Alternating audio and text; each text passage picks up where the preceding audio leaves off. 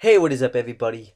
I am here to give you my WWE NXT review for May 13th, 2015. I thought it was a pretty damn good show, and I'm just gonna talk about it right now.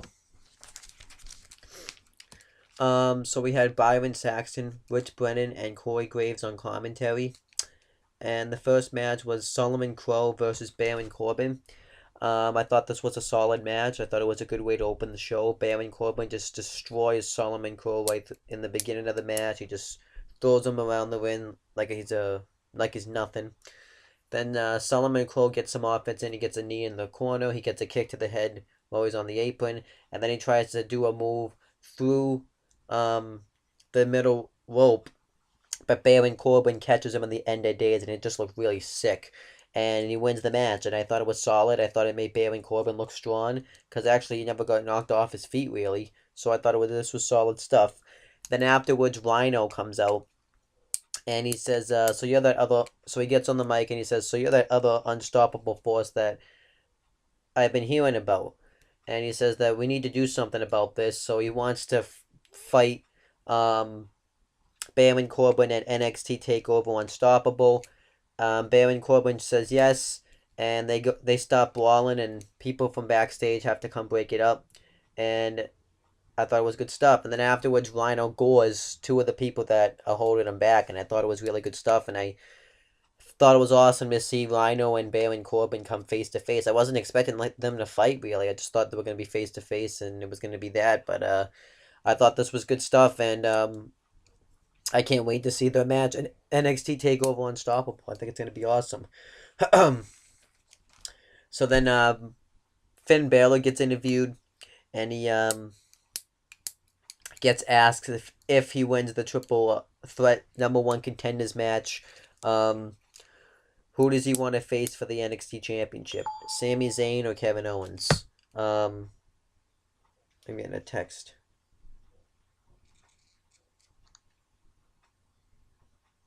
It's not important. Anyhow, who does he want to face? And Finn Balor says it's not going to be if he wins, because he doesn't underestimate Tyler Breeze. He realizes he's a tough competitor, and he has a amount of respect for Hideo Itami, but in the end, it's all about the NXT Championship. And he says that he doesn't care who he faces. He'd like to face Sami Zayn, but he also had some beef with Kevin Owens because of the way the last match went down for the NXT Championship. So that was that. I thought it was a pretty good promo. So then afterwards, Tyler Breeze gets interviewed. He gets asked the same question, and he says that he is going to win. He is going to destroy the flavor of the month, Finn Balor, and he's going to take out Hideo Itami, and he's going to once again become the new number one contender to the NXT Championship. I thought it was a pretty good promo by him. So then we get Sasha Banks versus some jobber. It didn't say her name. Before the match starts, Sasha Banks gets on the mic and says that just because Becky Lynch got lucky last week by making me tap out, that doesn't mean that I'm still not better than her, and I did make Becky Lynch who she is today. And she says that she is better than her, and she's going to prove it in this match. And we get the match. It was actually a pretty solid match. It wasn't like a squash match or anything. It was like a legit match. And I hope this girl that fought Sasha Banks gets an opportunity to wrestle on NXT, because to be honest with you, I thought it was a solid match that she had. And what Sasha Banks hits backstabber into the bag statement, and the jobber taps out for the win. And I thought it was a solid match. It made Sasha Banks look really strong. So then Bayley and Charlotte get interviewed.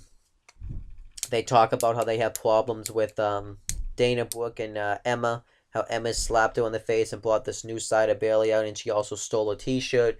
And how Charlotte's just jealous. How Dana Brooke is just jealous of Charlotte because she got picked to be in the tap out commercial, and Dana Brooke didn't.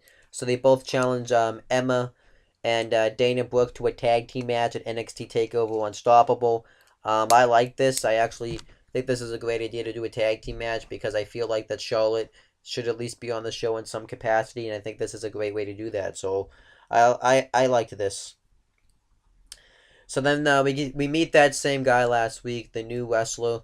He cuts another vignette. It was pretty much the same one as last week, except it was a little bit more in depth, but it was pretty much the same one. I thought it was pretty solid. I think we're gonna see this guy probably. I don't think we're gonna see him at Takeover. I think maybe he'll be around maybe afterwards or something. So then we get Carmella versus Alexa Bliss. During the match, the NXT Tag Team Champions Blake and Murphy come out, and Blake kind of looked pretty stupid out there. His hair was in a wasn't like he had some weird hairstyle going on, and everybody chanted about it. But it's a distraction. Alexa Bliss hits a sick moonsault, by the way, on Carmella. I thought that was cool. And Carmella tries to get her into that head scissors submission move, but then Blake and Murphy get on the apron, so this distracts Carmella, and then Alexa Bliss knocks her down and hits a I would say like a Phoenix Splash, like moonsault move for the win. And afterwards, Blake and Murphy get in the win and say that they tell Carmella that if they're with trash, they're gonna start to smell like trash. So they say that to Carmella.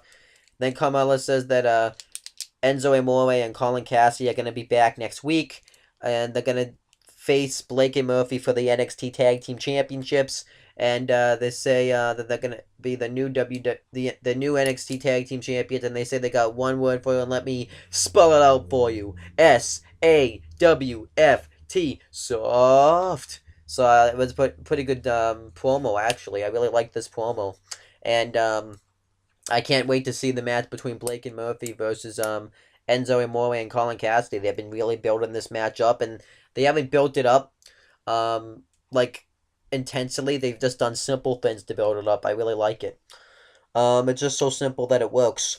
So then Hideo Itami gets interviewed, and he says that he gets asked the same question. He says he's gonna win the triple threat match, and he actually says that he would like to face Kevin Owens for the NXT Championship. He says that he feels like that Kevin Owens doesn't respect NXT and doesn't respect the NXT title, and he wants to be the one to beat Kevin Owens for the NXT Championship. I actually thought that was pretty good stuff. And that actually would be a really good match to see between Hideo Itami and Kevin Owens. That would be really good.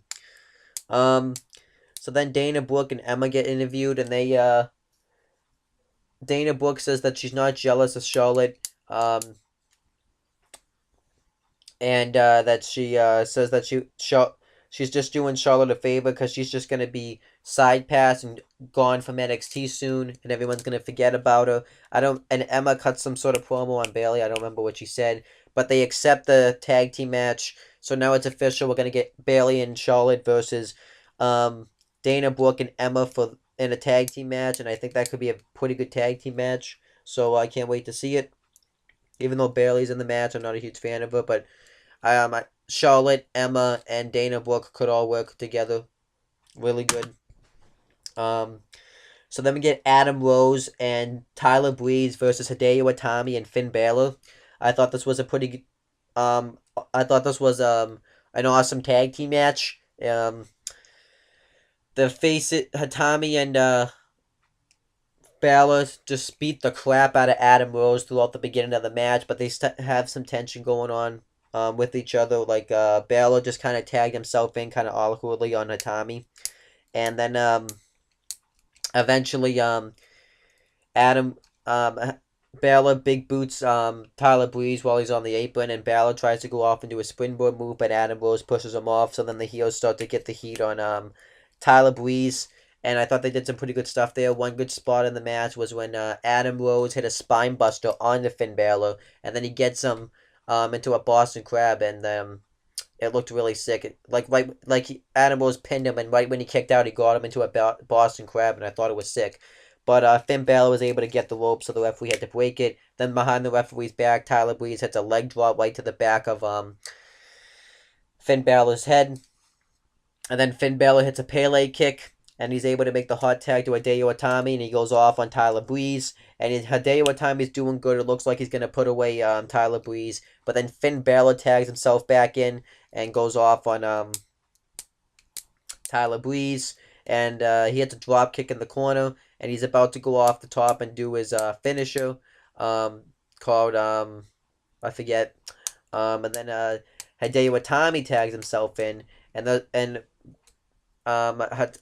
Itami and Balor are starting to argue with each other. And then Tyler Breeze rolls up Hideo Itami for the win. So I liked the finish here. I thought it was really good. And then Itami and Breeze start arguing with each other. And then Tyler Breeze attacks Itami from behind, hits a beauty shot, super kick on Itami, and then a beauty shot. No, the supermodel kick on Itami. I'm sorry, and then the beauty shot on Balor. And then he's standing tall with Adam Rose, and Adam Rose is all happy that he's standing tall, saying this was your moment. And then when Tyler Breeze lays out Adam Rose with a supermodel kick, and Tyler Breeze stands tall. I really like this here. I like the way that they're making Tyler Breeze look strong in this match. I think that's great, and I can't wait to see this triple threat match next week. It's going to be an amazing match. And then Sami Zayn's backstage, because throughout all the night they showed the match between John Cena and Sami Zayn, when Sami Zayn accepted John Cena's open challenge for the United States Championship. And they were hyping it up like whether or not Sami Zayn's still going to be able to compete against Kevin Owens for the NXT Championship. And Sami Zayn says that when he was coming out, and he was celebrating and doing his whole entrance, he felt something pop, and then when he got back suplexed by Cena, he felt it. But he said that he was in his hometown, and all his friends and family were out there, and he just could not give up. And he said that when it was all adrenaline, though, that he didn't feel the adrenaline. All he felt was the fans cheering for him, and he said it was an amazing moment for him. And he says that he's not just hurt physically, he's also hurt mentally. And I thought it was a pretty good promo by Sami Zayn. I thought it was really good. So then we get the final segment of the night. We get the Sami Zayn and Kevin Owens face-off. And this was amazing stuff here. So Sami Zayn comes out, and before he can say anything, Kevin Owens just comes right out. And Sami Zayn says that we're not here to fight, we're just here to have a face-off. And he says that I'm still going to be facing you for the NXT Championship, even though I got injured in my match with John Cena. And he says that he wants to know what the real reason is that that he attacked him. He wants to know the real reason why Kevin Owens attacked him. He does not buy in the answer that he's really given with the whole thing that he's doing it for his family. He doesn't buy that. And he asks if it's because he got to NXT before he did, or if it's because I paved the way for all of us, for all the indie guys. He's asked if that's the reason, or he's asked if it's the reason because his son decided to wear a Sami Zayn t-shirt to school instead of a Kevin Owens t-shirt. He's asking that reason, and Kevin Owens goes to talk on the mic, and he just walks out, leaves. And Sami Zayn says, "Don't you have anything to say after all this time? You have nothing to say." And Kevin Owens gets on the mic and says, "What you said, Sami Zayn, was completely irrelevant." And he says that the real injury, after I beat you for the NXT Championship, you went home to gather your thoughts. But he says the real reason is because I injured you, and he says that that's what the real injury is. And going into this match, it's not the injury you got from John Cena. Well, he doesn't say this, he implies it. It's not the injury you got from John Cena, it's the injury you got from me. And he says that this time when they face off, he's not just going to he's going to put down Sami Zayn for good. And then he walks to the back, and that was the end of the segment, and that was the end of the show. And NXT, I thought, was a pretty good show this week. I thought I liked the tag team match. I liked the storylines in the show. I like the interviews with Balor, Breeze, and Itami. I like the Sami Zayn backstage interview he cut after his match with John Cena. I like the uses of the woman on this show. Um, and I liked the face off with Kevin Owens and Sami Zayn. I just liked this show a lot. I thought it was a really good show. And I am going to type my notes in the description box, but if I had to rate this show, I would rate it a 7 out of 10 because I thought it was a really good show. And it was just, a really good show. So that's pretty much it, guys. I'll be back to sometime next week. I plan on doing it on Tuesday next week. If I have to, I'll do it on Monday or something to give you my NXT TakeOver Unstoppable predictions. And until then, I'll be back sometime this week to give you another video. And you can also click down in the on the right corner of the video and subscribe to my channel if you haven't. And that's pretty much it, guys.